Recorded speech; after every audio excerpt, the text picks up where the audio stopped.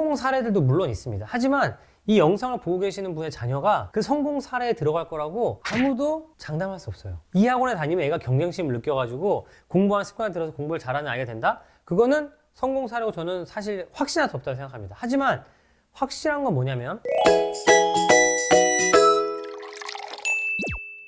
우리 아이가 어떻게 하면 공부를 잘할 수 있을까? 라고 고민을 많이 하시는 부모님들일수록 많이 착각하시는 거 3가지가 있어요. 그거에 대해서 오늘 한 가지씩 말씀을 드리려고 하거든요. 여기서 조금 벗어나셔야 아이와 싸우지 않고 실질적으로 공부를 잘하게 되면서 성과를 낼 수 있다고 보고 있습니다. 첫 번째, 말 잘 듣는 아이가 공부를 잘할 것이다 라는 생각이에요. 물론 부모님들 다 알죠. 아이들이 뭔가 자유롭고 자유분방한 사고를 하고 뭔가 이렇게 했을 때 우리 아이들이 공부를 더 잘하고 사고력이 더 좋은 아이로 성장할 거야 라고 생각을 하시지만 의외로 하시는 걸 보면은 부모님들이 그렇게 생각하는 것 같지 않을 때가 많아요. 이걸 어떻게 자기 자신을 속이게 되냐면 우리 아이를 학원에 보내요. 우리 아이가 거기서 말을 잘 듣고 열심히 하고 뭐 군말 없이 다니잖아요. 그럼 우리 아이가 거기에 흥미가 있어 이렇게 생각을 한다는 거죠. 저희가 이걸 착각이라고 말씀드린 이유가 뭐냐면은 우리 아이가 군말 없이 잘하고 있어 를 그리고 엄마가 물어봤을 때 재밌어 라고 말하는 걸 우리는 뭐라고 착각하기 쉽냐면 애가 흥미가 있어, 애가 열심히 잘하고 있어, 애가 재밌어 해 이렇게 착각을 하기 쉽다는 거예요. 우리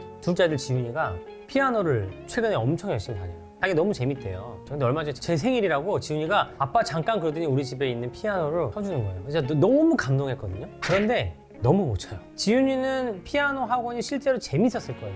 잘 다니고 있고 끊고 싶지 않다고 했어요. 실제로 지훈이는 피아노가 재밌는 게 아닐 가능성이 높아요. 피아노 학원에서 만나는 선생님과 아이들이 좋았을 수도 있는 거고요. 사실은 피아노를 열심히 하고 있지는 않았던 것 같아요. 저는 지훈이가 피아노를 그냥 재밌게 배우고 나중에 자기가 필요할 때 피아노 이렇게 악보를 또닥또닥 할 수 있으면 된다고 생각하기 때문에 사실 상관없어요. 그런데 제가 만약에 우리 아이를 피아노로 대학을 보내고 싶어요. 그럼 어떻게 될까요? 지금 자기가 재밌다고 하고 열심히 하고 있으니까 냅둬요? 그게 아닌 거죠. 그렇다면 피아노를 더 잘하기 위한 조건을 찾아야 되겠죠.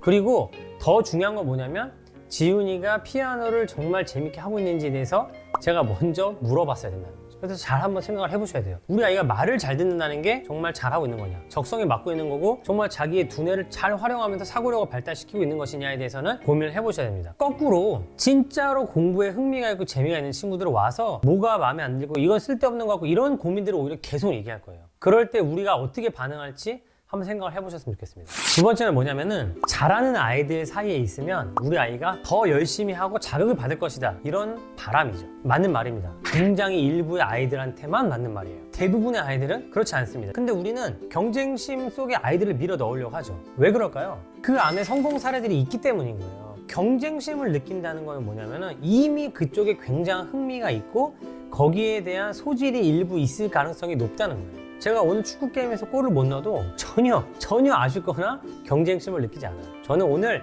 운동을 잘 했고 사람들하고 재미있게 놀았던 거에 충분히 만족을 하고 있다는 거죠. 이런 제가 축구를 잘 하려면 어떻게 될까요? 축구가 더 재밌어야 되는 거고 축구를 통해서 얻고 싶은 뭔가가 있어야 되는 거지, 제가 대회에 참석한다고 해가지고 축구에 대한 경쟁심이 더 생기는 일은 별로 없습니다. 중요한 건 재미고 몰입이에요. 경쟁은 몰입으로 이끌어주지 않습니다. 몰입을 시키는 게 먼저라는 거죠. 그리고 몰입이 됐을 때 재미를 느끼면 그때는 경쟁을 할 수 있어요.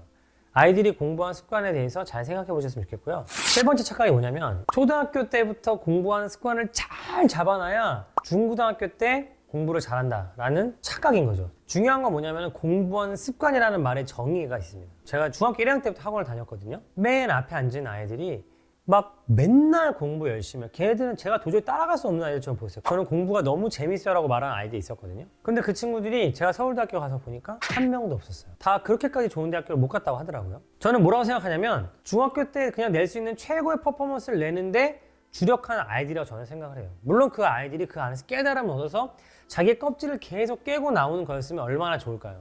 근데 그렇게 하지 못하는 아이들이 대부분이라는 거예요.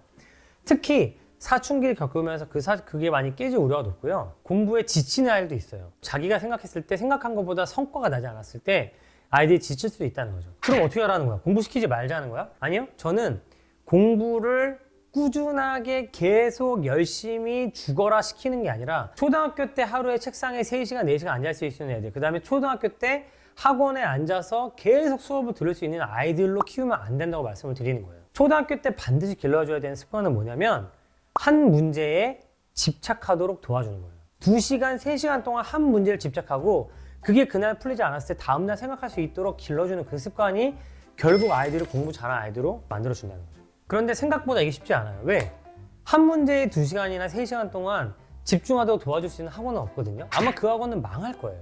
학교는 수업이 45분 만에 끝나는데 어떻게 그렇게 하겠어요, 그렇죠? 그래서 결국은 어떻게 되냐면 초등학교 때 부모님들이 도와주시는 수밖에 없다고 생각합니다. 지금은 부모님들이 하는 수밖에 없다는 거죠. 물론 주위에 잘 찾아보시면 좋은 솔루션이 있을지 모르지만 일반적이지 않습니다. 그러면 어떻게 할 수 있느냐? 제 영상에서 제가 늘 강조하듯이 정답이 없는 문제를 내주고 그 문제에 대해서 아이와 같이 토론하고 그 문제에 대해서 며칠 동안 고민하는 모습을 엄마 아빠가 보여줘야 된다는 거죠. 78 곱하기 19 얼마야? 빨리 계산해가 아니라 우리 78 곱하기 19에 대해서 더 좋은 방법을 생각해내는 사람이 이기는 걸로 하자.